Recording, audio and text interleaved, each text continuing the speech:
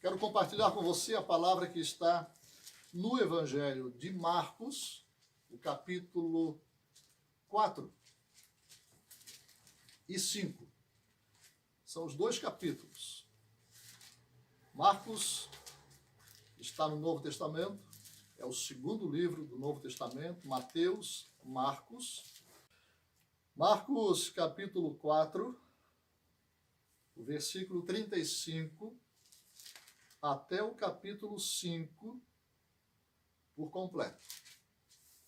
Eu não vou fazer toda a leitura dos dois capítulos, porque não é necessário, mas à medida em que a gente vai trabalhando os textos aqui e os versículos, nós vamos lendo alguns versículos, ok?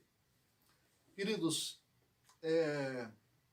Jesus estava para manifestar ao mundo um plano perfeito do Senhor com relação à salvação e à vida eterna. E ele precisava, inicialmente, mostrar aos seus discípulos quem ele era e o que é que ele poderia fazer diante de toda e qualquer circunstância da vida deles. Então, os discípulos estão aqui, nesse momento, nesses textos, eles estão no início da caminhada com o Senhor Jesus. Então, muitos ainda não conhecem praticamente Jesus. E você vai ver que, de fato, é assim, porque as palavras que eles manifestam a partir destes textos, você vai realmente perceber que eles ainda não conhecem muito bem o Senhor. Então, Jesus precisa mostrar a eles quem ele é. Então, qual é a estratégia de Jesus? Fazer com que os discípulos passem situações que eles talvez ainda não tenham passado. E vejam coisas que eles talvez ainda não tenham visto. Presenciem situações que talvez eles ainda nunca tivessem presenciado. Era necessário que tudo isso acontecesse. Para quê? Para que eles pudessem entender e saber quem era Jesus e pudessem buscar o Senhor, buscar a Jesus e a viver Jesus na sua plenitude. Nós hoje estamos vivendo algumas situações. Eu ontem à noite fiz uma live, por aqui também. A gente ainda não é muito bom nesse negócio aí de tecnologia, mas nós estamos aprendendo. Então, ontem à noite fizemos uma live, e nessa live eu falei um pouquinho do que nós estamos vivendo hoje, e eu citei a questão de perguntas que nós fazemos. Nós muitas vezes perguntamos por quê. Por que estamos passando por tudo isso? Por que o mundo está passando o que está passando? Por que nós temos que passar isso que está acontecendo? A culpa é da China, a culpa é de comer carne desses animais, a culpa é... E nós tentamos achar culpados e explicações do porquê estamos vivendo esse momento inédito. Nós nunca vivemos, nunca nem imaginamos que passaríamos o que estamos passando hoje. A pergunta não é por quê, a pergunta é para quê. Porque quando nós perguntamos por quê, a gente sempre se reporta ao que passou. Por quê? Como se o passado pudesse explicar o que nós estamos passando hoje. Veja bem, para nós hoje não é importante saber o porquê, de onde veio, para que, quem causou todo esse problema, de onde esse vírus veio, o que ocasionou, quem escondeu, quem não escondeu. Quando a gente fala, ou quando a gente pergunta o porquê, nós vamos ao passado. Quando nós perguntamos para quê, nós vamos ao futuro. E eu acho que o que nós mais precisamos entender é o que essa situação vai fazer conosco a partir de agora para o futuro, para o amanhã. Então, para quê? E a pergunta é, para que Deus está nos permitindo passar tudo isso? Então, vamos voltar aqui ao nosso texto. Marcos capítulo 4, versículo 35. Naquele dia, já sendo tarde, disse-lhe Jesus: passemos para outra margem. E eles, despedindo a multidão, o levaram assim como estava no barco, e outros barcos o seguiam. Ora, levantou-se grande temporal de vento, e as ondas se arremessavam contra o barco, de modo que o mesmo já estava a encher-se de água. E Jesus estava na popa, dormindo sobre um travesseiro. Eles o despertaram e lhe disseram: Mestre, não te importas que vamos morrer? Que coisa interessante, queridos. Jesus sabia que ia dar tempestade. Claro que sabia.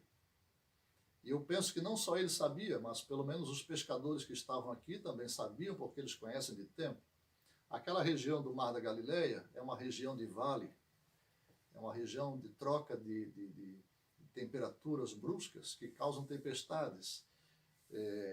Eu creio que Pedro, Tiago, João, André, que eram pescadores, deveriam saber que havia talvez uma ameaça de tempestade, mas mesmo assim eles foram, porque o Senhor havia mandado que eles entrassem no barco e passassem a outra margem. Eles entram no barco e atravessam. Só que no meio do lago levanta-se uma tempestade. E tempestade no mar, eu que já passei uma dessas uma vez, e pedi ao Senhor que não me deixasse morrer afogado, porque eu pensava que deveria ser muito ruim morrer afogado. Eu dizia: Deus, não me deixa morrer aqui, mas eu achava que eu ia morrer naquela noite, numa tempestade que nós pegamos num barco, estávamos pescando. Você não tem para onde ir, você não tem saída. Você está dentro daquele barco, você não pode sair do barco. A não ser que possa andar sobre a água, né? Como Jesus andou. Mas, via de regra, não tem saída, não tem para onde correr. É ficar ali e aguardar o que vai acontecer. Nós estamos numa situação um pouco parecida, né? Estamos aí dentro de casa, não podemos sair e temos que aguardar para saber o que vai acontecer. Mas, muito bacana, porque o texto diz que Jesus estava deitado no barco. Ele estava lá, estava deitado. Fazendo o quê? Dormindo. Como alguém consegue dormir numa tempestade? E além disso, ele estava, o texto diz, com um travesseiro. Ele estava confortavelmente dormindo, com travesseiro e tudo, no meio daquela tempestade. Queridos, nós estamos passando uma tempestade, né? Onde Jesus está na sua vida? Onde Jesus está na sua casa? Você não está sozinho. Você entende? Você não está sozinho. Jesus está aí. E ele pode parecer que não está dando atenção. Você pode estar olhando a tempestade e esquecendo de olhar para quem está aí com você, dormindo. Mas eu não quero crer que Jesus, nesse momento, esteja dormindo com travesseiro e tudo, porque o sono representa descanso. E eu quero olhar para Jesus nesse momento, dentro da minha casa e dentro da sua casa. Ele está descansado, porque ele tem tudo em suas mãos. Ele tem tudo em suas mãos. E você e eu precisamos crer que ele tem tudo nas suas mãos. Ele tem a sua vida, ele tem a minha vida. Ele tem a solução para toda essa enfermidade. Ele tem tudo na sua mão. Mas ele ainda assim permite que nós passemos essa tempestade, porque é importante aprender uma coisa. Jesus, quando desperta, ele não repreende os discípulos. A primeira coisa que ele faz não é repreender os discípulos. A primeira coisa que ele faz é solucionar o problema. Bom, já aprenderam o que precisavam aprender, agora eu vou ensinar a última lição dessa aula. Ele se levanta e diz em alta voz: acalma-te, emudece. O vento se aquietou e fez-se grande bonança. Eles estão no meio do mar, aquela tempestade batendo, ameaçando o barco, eles acham que vão morrer afogados, inclusive Os discípulos acham que Jesus vai morrer com eles porque eles ainda não conhecem Jesus. Você está entendendo? Por isso eles dizem isso. Então, eles acham que vão morrer. Jesus se levanta e diz para a tempestade que ela se acalme. Imediatamente ela se acalma. Você precisa entender nessa primeira lição que Jesus tem tudo na sua mão. E o que você está passando com a permissão dele, porque ele quer que você e eu, que nossas casas e famílias, aprendamos uma lição. E a primeira lição que nós precisamos aprender é que ele está conosco e tem tudo em sua mão. A segunda lição é aquilo que os discípulos fizeram por último e que nós temos que fazer em primeiro lugar, que é olhar para o alto e saber que do alto me vem o socorro. O meu socorro vem do Senhor que fez os céus e a terra. Eu creio que Deus está ensinando não somente para nós, igreja, mas para todo mundo, que o homem, que a humanidade precisa olhar para o alto. O homem não tem poder para solucionar os seus próprios problemas. O ser humano não tem solução para a sua própria vida, para a sua própria existência, e Deus está nos mostrando isso hoje claramente. O mundo parou. O mundo está parando, porque precisa parar e olhar para o alto. Esta é a segunda lição desta tempestade. E depois, a terceira lição é aquilo que Jesus diz por último. Porque sois tímidos? Como é que não tendes fé? Por que sois tímidos? Por que não tendes fé? Queridos, a timidez, ela está associada a um comportamento que nos leva a sermos os últimos a tomar decisões. O tímido é o último a se manifestar, é o último a falar, é o último a decidir, porque ele é tímido. Jesus está dizendo, não sejais tímidos. Não deixe para buscar a Deus por último. Não deixe para buscar a Deus no final. Não deixe para buscar a Deus quando suas forças já estiverem se esgotando. É a primeira coisa que você e eu temos que fazer, não sermos tímidos e logo olharmos para o alto. E talvez os valores que você e eu estamos empreendendo em nossa vida precisam ser invertidos. Talvez você esteja dando valor demais a coisas na sua vida que não têm valor nenhum. E Deus está mostrando e falando com você, inverta os papéis. Comece a valorizar aquilo que realmente deve ter valor, que é a presença de Deus, é o mover de Deus na sua vida e na minha vida. Amém? A tempestade cessa, há uma bonança e eles continuam navegando e eles chegam a um outro lugar, a uma terra chamada Terra dos Gadarenos. E o que acontece? Ao desembarcar, capítulo 5, versículo 2, logo veio dos sepulcros ao seu encontro um homem possesso de espírito imundo, ao qual vivia nos sepulcros e nem mesmo com cadeias alguém podia prendê-lo. Porque tendo sido muitas vezes preso com grilhões e cadeias, as cadeias foram quebradas por ele, os grilhões despedaçados e ninguém podia subjugá-lo. Andava sempre de noite e de dia, clamando por entre os sepulcros e pelos montes, ferindo-se com pedras. Quando de longe viu Jesus, correu e o adorou. Exclamou em alta voz, que tenho eu contigo, Jesus, Filho do Deus Altíssimo? Conjuro-te por Deus que não me atormentes. Porque Jesus havia dito, espírito imundo, sai desse homem. Então, né? Os discípulos saem de uma tempestade, saem de um momento difícil, angustiante, um momento tenso, e quando tudo parece que está agora tranquilo, está tudo bem, aí Jesus leva estes discípulos para uma região onde tem um homem possuído de espírito maligno. O homem é possuído de uma legião.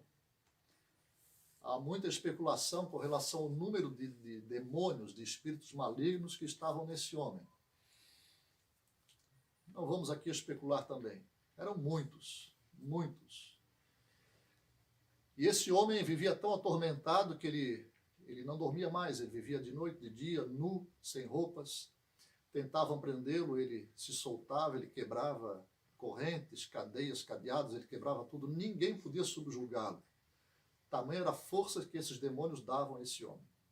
Ele estava vivendo à margem da sociedade, ele não tinha mais convivência familiar, social, ele não tinha mais vida praticamente nenhuma, totalmente destruído, sem condições de reagir de qualquer forma. Então Jesus vai ao encontro dele e leva os discípulos com ele. E agora os discípulos estão lá, diante de um homem possesso, violento. Ele jogava pedra, atacava as pessoas na rua, batia nas pessoas, atacava pessoas, todos tinham medo dele. E Jesus está ali, diante desse homem possuído, e os discípulos juntos. Não é uma circunstância muito favorável quando acaba-se de sair, né? Acabam de sair de uma tempestade e agora estão aí diante de um endemoniado violento, que ninguém podia dar conta e fazer alguma coisa. Jesus faz isso de propósito, leva os discípulos até lá. E ali Jesus expulsa os demônios. Eu não vou aqui entrar em detalhes da manada de porcos, não quero aqui focar nesse tema, nesse momento, mas eu quero dizer que esse homem foi liberto, totalmente liberto. Os demônios saíram dele de forma espantosa, porque até então ninguém podia ou pôde ajudar aquele homem. E de repente chega alguém e liberta esse homem instantaneamente. E eu acho muito bacana o que acontece depois, no final, quando Jesus está indo embora. O texto diz assim, no versículo 15: viram o endemoniado, o que tivera a legião, assentado, vestido em perfeito juízo. E temeram quando viram o homem daquele jeito. Por quê? Porque algo sobrenatural aconteceu ali. Algo muito forte aconteceu ali da parte do Senhor. É mais uma lição que Deus está dando para os seus discípulos. No texto anterior da tempestade, Jesus ensina aos discípulos que ele tem poder e autoridade sobre toda a natureza, sobre todas as forças da natureza. Ele tem domínio sobre o mundo físico. Amém? Guarde isso primeiro. Jesus tem todo o poder e autoridade sobre o mundo físico. Forças da natureza, tudo. Segundo, ele aqui nesse texto mostra que ele tem poder e autoridade sobre o mundo espiritual. Total. A ponto de expulsar uma legião de demônios de um homem de uma vez só. E depois esse homem está totalmente restaurado. Isso é uma coisa fantástica, maravilhosa. Como esse homem foi restaurado instantaneamente e agora, de repente, está lá vivendo nos sepulcros, nu, perturbado e perturbando pessoas, à margem da sociedade. Agora ele está aqui. Houve uma inclusão social. Esse homem agora está em sociedade, assentado em perfeito juízo, vestido, e pedindo para Jesus: deixa eu ir contigo. E Jesus diz a ele: não, você vai ficar aqui e vai falar de mim para as pessoas que você conhece. Isso é uma coisa tremenda. Jesus ensinou aos discípulos agora esta lição, de que ele tem poder e autoridade no mundo espiritual. Aleluia. Bom, eles embarcam e vão para o outro lado do lago. E aí no versículo 21, tendo Jesus voltado no barco para o outro lado, afluiu para ele grande multidão e ele estava junto ao mar. Eis que se chegou a ele um dos principais da sinagoga, chamado Jairo, e vendo-o, prostrou-se aos seus pés e insistentemente lhe suplicou: minha filhinha está à morte, vem, impõe as mãos sobre ela para que seja salva e viverá. Jesus foi com ele. Que coisa interessante, parece que é um problema em cima do outro. E agora, depois de passar pela tempestade, depois de passar pela libertação daquele endemoniado possuído de legião, agora vão na casa de uma família afligida por uma enfermidade, a filha está doente, está à morte. Imagina o que passa uma família nesse momento. E agora Jesus vai levar os seus discípulos até aquela casa para ver o que fazer com aquela menina que está enferma. Jesus vai com ele. Só que enquanto eles estão indo, no meio do caminho, aparece uma mulher. Ali diz, grande multidão o seguia. Versículo 25. Aconteceu que certa mulher, que havia 12 anos, vinha sofrendo de uma hemorragia. A mulher sofria de uma hemorragia há 12 anos. Uma hemorragia, né, nas mulheres é frequente mensalmente por 5, 6 dias. Isso é o normal, digamos assim, né? Essa mulher tinha uma hemorragia há 12 anos. 12 anos. Você imagina uma mulher anêmica, uma mulher doente, pálida, magra, sem forças. Você imagine uma mulher nessa situação. 12 anos, hemorrágica. Muito padecera na mão de vários médicos, tendo despendido tudo quanto possuía, sem, contudo, nada lhe aproveitar, antes, pelo contrário, indo a pior. 12 anos gastando com médico, remédios. Então essa mulher ouviu falar da fama de Jesus. Ao ouvir falar da fama de Jesus, ela foi por detrás dele e tocou nas vestes dele. Esse é um texto muito conhecido, né, nas igrejas.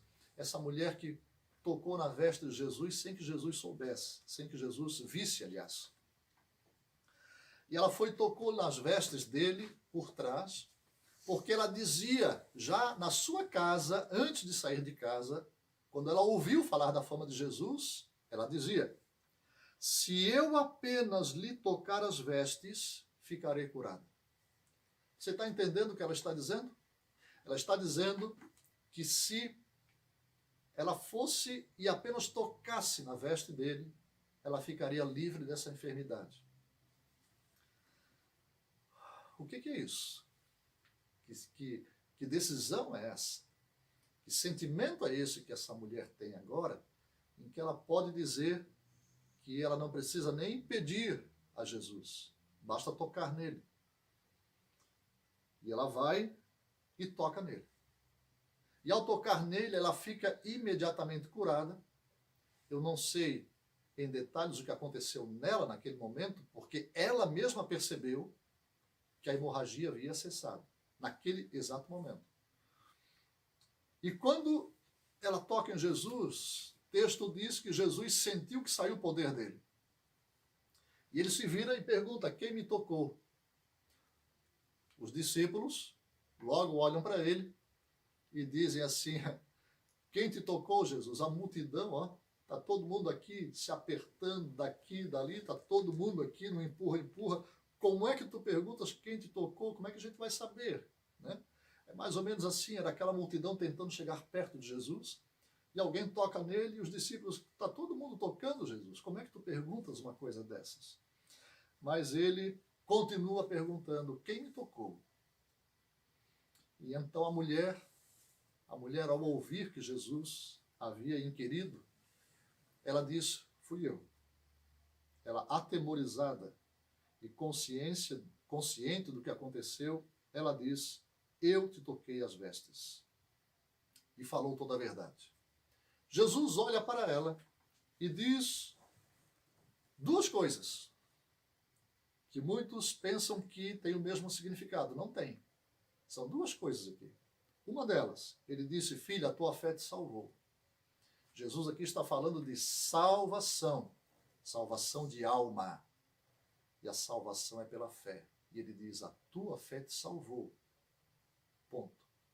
Depois ele diz, vai-te em paz e fica livre do teu mal. Ela já estava curada.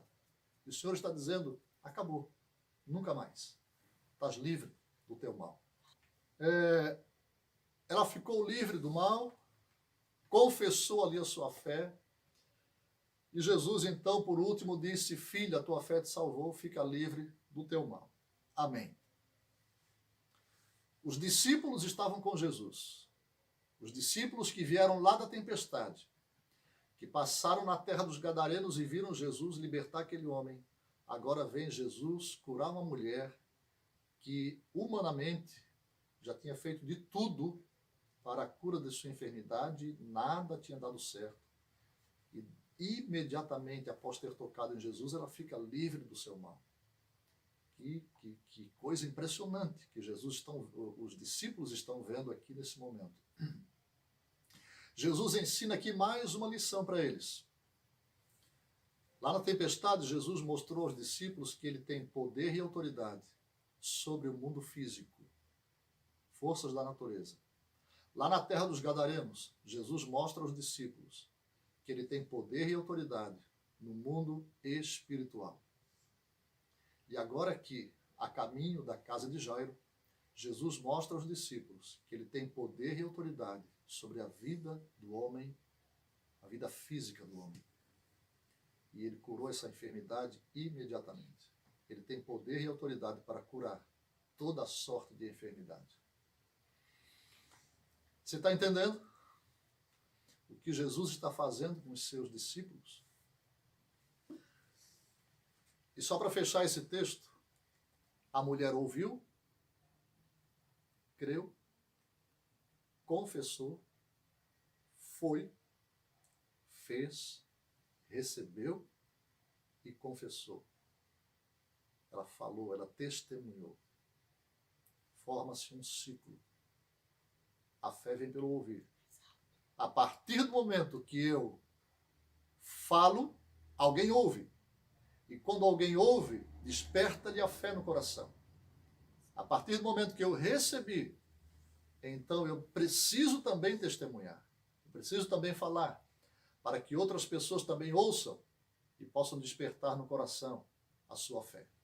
Então não se cale, você precisa falar também. Amém? Por último, eles então continuam caminhando e indo à casa de Jairo. Só que enquanto eles vão, um servo de Jairo veio ao encontro e disse: deixe o mestre em paz, porque acabou, a tua filha morreu. Não tem mais solução, não tem mais o que fazer, ela morreu. Jesus olha para esse homem, Jairo, e diz assim, diz para ele, né, na questão da fé: não temas, crê somente. É como se Jesus dissesse assim: Jairo, não liga para o que estão falando, não te importa com aquilo que estão dizendo, olha para mim, continua confiando em mim. Amém? E aí Jesus vai com ele. Chegam na casa de Jairo, a menina já morreu. Jesus manda que todos saiam e pega os pais e entra no quarto onde a criança está. Então mandou que todos saíssem, pegou o pai e a mãe da criança e entrou onde ela estava, já morta. Tomando-a pela mão, disse: Talitá cumi, que quer dizer: menina, eu te mando, levanta. Imediatamente a menina se levantou e pôs-se a andar, pois tinha 12 anos de idade. E todos ficaram sobremodo admirados, espantados. Mas Jesus ordenou-lhes expressamente que a ninguém o soubesse e mandou que dessem de comer àquela menina. Palavra importante que Jesus disse a Jairo: não dá ouvido ao que estão dizendo. O que estão dizendo é alarmante. Tua filha morreu. É desanimador. Não dá ouvidos ao que você está ouvindo. Olha para mim. Creia em mim. É o que Jesus está dizendo a esse homem. E é o que o Senhor está dizendo a você e a mim também. Cuidado. Não dê ouvidos ao que estão dizendo aí fora. Não dê ouvidos ao que estão dizendo sobre a situação no mundo. São fatos que estão acontecendo? São. Mas a realidade não é o que está acontecendo aí fora. A realidade é aquilo que Deus tem na palma da sua mão. Amém? O que você e eu vamos crer é naquilo que Jesus pode fazer. O que ele disse a Jairo é muito importante. Não dê ouvidos ao que estão dizendo. Olhe para mim. E Jesus deu a última lição para os discípulos, que ele tem poder e autoridade sobre a vida e a morte. Porque da morte ele trouxe vida naquela menina. Em menos de um dia, presta atenção, em menos de um dia, Jesus precisou ensinar aos discípulos quem ele era e o que ele podia fazer. Ele mostrou aos discípulos, em menos de um dia, que ele tinha poder e autoridade sobre o mundo físico, forças da natureza, sobre o mundo espiritual, expulsando aqueles demônios, sobre a vida do ser humano, a cura da enfermidade, a vida física, e também, por último, sobre a vida e a morte. Eu, quando medito nesse texto, esse contexto, esse capítulo 4 e 5, eles são muito importantes para mim. Porque é uma lição que Jesus nos dá, de que nós precisamos conhecê-lo na sua totalidade, na sua profundidade. O poder que opera nele e por meio dele. O poder que opera em Jesus e por meio de Jesus. E isso nós precisamos manter vivo no nosso coração.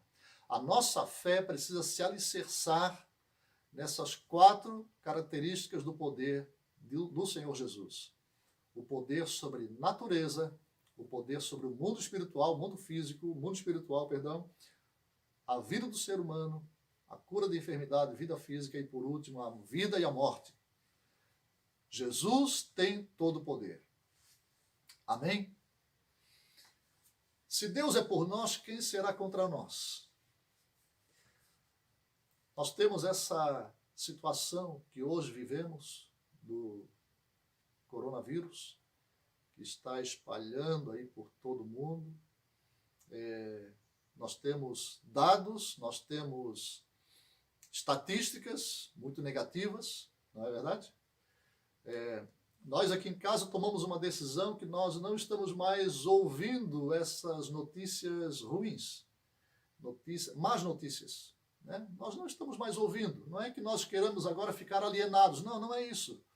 Mas é que tem muita coisa sendo dita desnecessariamente, que mais alarmam, que mais preocupam do que ajudam. E muitas pessoas têm balançado aí na sua fé por causa dessas notícias ruins. Eu quero trazer à memória o que me dá esperança.